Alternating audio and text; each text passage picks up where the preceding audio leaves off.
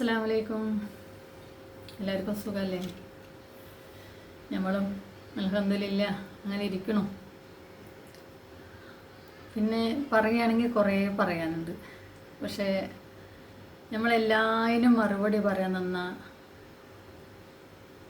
ശരിയാവില്ല. അപ്പോൾ അതുകൊണ്ട് കുറച്ച് കാര്യങ്ങൾ ഇവിടെ ഞാൻ പറയുന്നതിനെ സംബന്ധിച്ചിട്ടല്ല കേട്ടോ ഇപ്പോൾ ഞാൻ വീഡിയോ ചെയ്യണം. പക്ഷെ എന്നാലും ഞാൻ പറയാം, എല്ലാത്തിനോടും നമ്മൾ പ്രതികരിക്കാൻ നിന്നാൽ ശരിയാവില്ല. ചിലതിനോട് പ്രതികരിക്കാതെ വിടണം, അതാണ് നല്ലത്. കാരണം എല്ലാത്തിനും കയറി പ്രതികരിച്ചാൽ അതിനൊരു അവസാനമില്ലാതെ പോകും. അതുകൊണ്ട് ഞാനത് വിടുകയാണ്. കമൻറ്റാണ് ഞാൻ പറയണം, അത് ഞാൻ വിടുകയാണ്. പിന്നെ സ്വയം ആലോചിക്കട്ടെ മനുഷ്യൻ്റെ ജീവൻ എത്ര വിലയുണ്ടെന്നുള്ളത് മനുഷ്യൻ ചിന്തിക്കട്ടെ. അതിന് ഏത് ശാസ്ത്രം വന്നാലും ശരി, അല്ലാത്തത് വന്നാലും ശരി. കാരണം ഞാനതിനെപ്പറ്റി പ്രതികരിക്കാൻ, എനിക്ക് ശാസ്ത്രത്തെ പറ്റിയൊന്നും വല്ലാതെ അറിയില്ല. നമുക്ക് സാധാരണ ഒരു നാട്ടിലെ ഒരു വീട്ടിൽ ജീവിക്കുന്ന ഒരാളാണെങ്കിൽ കുറച്ച് നാടിനെ പറ്റി അറിയാം. അതെങ്ങനെ അറിയാമെന്ന് വെച്ചാൽ ഞാൻ ഈ എല്ലാ വാർത്തകളും കാണും. ഞാൻ സീരിയലിന് അടിമയോ സിനിമക്ക് അടിമയോ മറ്റുള്ളതിനടിമയോ അല്ല, ഞാൻ വാർത്തകൾ മാത്രമാണ് കാണുക. അതെന്താണെന്ന് വെച്ചിട്ടുണ്ടെങ്കിൽ നമ്മളെ നാട്ടിൽ നടക്കുന്ന എല്ലാ സംഭവങ്ങളും നമുക്കറിയാൻ സാധിക്കും. നമ്മളെ വീട്ടിൻ്റെ ഉള്ളിലിരുന്നുകൊണ്ട് അറിയാൻ സാധിക്കും. അങ്ങനെയാണ്.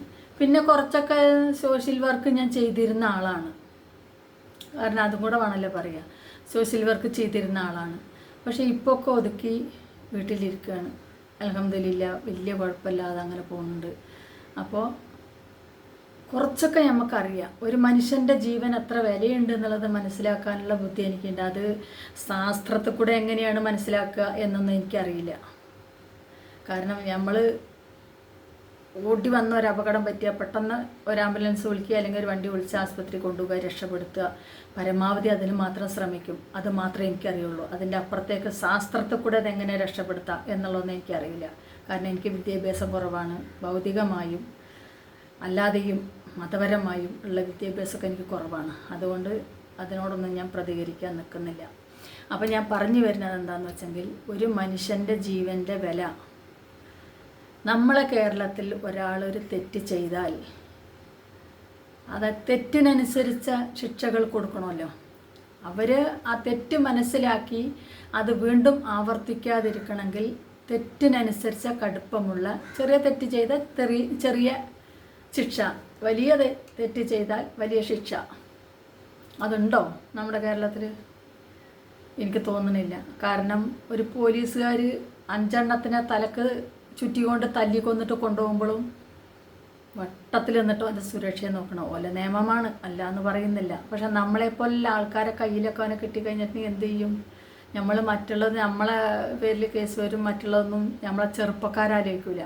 അവർക്ക് ഈ കൊന്നതിൻ്റെ ദേഷ്യം മാത്രമേ അവരെ മനസ്സിലുണ്ടാവുള്ളൂ. അവരെ കണ്ട കല്ലെറിഞ്ഞു കൊല്ലും. അപ്പോൾ അതേമാതിരി അവിടെ ഒന്നും ശാസ്ത്രം നോക്കി നിന്നിട്ട് കാര്യം ഉണ്ടാവില്ല. അപ്പോൾ ഞാൻ പറഞ്ഞു വരുന്നത് എന്താണെന്ന് വെച്ചെങ്കിൽ, നമ്മളെ ഇന്ന് രാവിലെയാണ് ഞാൻ ആ വീഡിയോ കണ്ടത്. ഇന്നലെ തൊട്ടുണ്ട് തോന്നുന്നുണ്ട്. ഒരു 5 വയസ്സായ ഒരു വീട്ടമ്മ, വീട്ടുജോലിക്ക് വേണ്ട വീട്ടമ്മയാണെന്ന് പറഞ്ഞു. നമ്മളെ നാട്ടിലല്ല, പുറത്താണ്. അതിൻ്റെ 5 വയസ്സായ കുട്ടീനെ കുറേ നേരമായിട്ടും കാണാനില്ലാതായപ്പോൾ ഇവർ പോലീസ് സ്റ്റേഷനിൽ ചെന്ന് പെറ്റീഷൻ കൊടുത്തു. പോലീസുകാർ വന്ന് എല്ലായിടത്തും കൂടി അന്വേഷിച്ച് നോക്കുമ്പോൾ ഈ കുട്ടി മരിച്ച് കിടക്കുന്നതായിട്ട് കണ്ടുവന്നു. അപ്പോൾ അവിടുന്ന് ഈ കുഞ്ഞിക്കുട്ടിനെ കൊണ്ടുപോയിട്ട് ബലാത്സംഗം ചെയ്ത് കൊന്നിക്കുകയാണ് ഒരു മനുഷ്യമൃഗം. അപ്പോൾ പോലീസുകാരെ കണ്ടപ്പോൾ ഇവൻ ഓടി. ഒരു മുട്ടിൻ്റെ തായ്ക്ക് വെടിവെച്ചു. പിന്നീട് കാണുന്നത് ബാത്റൂമിൽ മരിച്ച നിലയിലാണ് എന്ന് പറയുന്നു. അപ്പോൾ നമ്മളെ നാട്ടിൽ എത്ര പിഞ്ചോമനകളെ, ഇപ്പോൾ ഈ കഴിഞ്ഞ ആഴ്ചയിൽ കണ്ടില്ല നിങ്ങൾ, ഒരു 6 വയസ്സുകാരനെ പ്രകൃതി വിരുദ്ധ ലൈംഗികതക്ക് ആ കുട്ടി എതിർത്തത് കാരണം കൊണ്ട്, അവൻ്റെ ഉമ്മാനോട് പറഞ്ഞത് കാരണം കൊണ്ട് അതിനെ കുളത്തിൽ ചവിട്ടിത്താത്തി കൊന്നു. അല്ലേ? ചവിട്ടിത്താത്തി കൊന്നു. ഒന്ന് പൊങ്ങി വന്നപ്പോൾ ജീവൻ പോയിട്ടില്ല എന്ന് മനസ്സിലാക്കി വീണ്ടും ചവിട്ടിത്താത്തി അതിനെ കൊന്നു. അത് കഴിഞ്ഞ് ഈ കുട്ടീനെ അന്വേഷിക്കുന്ന കൂട്ടത്തിൽ ഇവനും കൂടി അന്വേഷിച്ചു എന്ന്. നമ്മളെ നാട്ടിലെ ശിക്ഷയെപ്പറ്റി ഒരു ലഘുലേശം ബോധം ഉള്ളൊരു മനുഷ്യൻ ചെയ്യുമോ? ഇത്രയും പ്രശ്നങ്ങൾ നടക്കണു, ഇത്രയും കൊലപാതകങ്ങൾ നടക്കണു, വെട്ടിക്കൊല്ലണു, ചവിട്ടിക്കൊല്ലണു, ബലാത്സംഗം ചെയ്ത് കൊല്ലണു, ഏതെല്ലാം തരത്തിൽ മനുഷ്യനെ കൊല്ല എന്നുണ്ടെങ്കിൽ ആ വിധമെല്ലാം ചെയ്യുന്നുണ്ട്. അപ്പോൾ നമ്മളെ നാട്ടിലെ ശിക്ഷാവിധികൾ മാറണം. അത് പണ്ട് എന്നല്ല, ഒരു മാസം, 1.5 മാസം, 2 മാസം ആകണുള്ളൂ.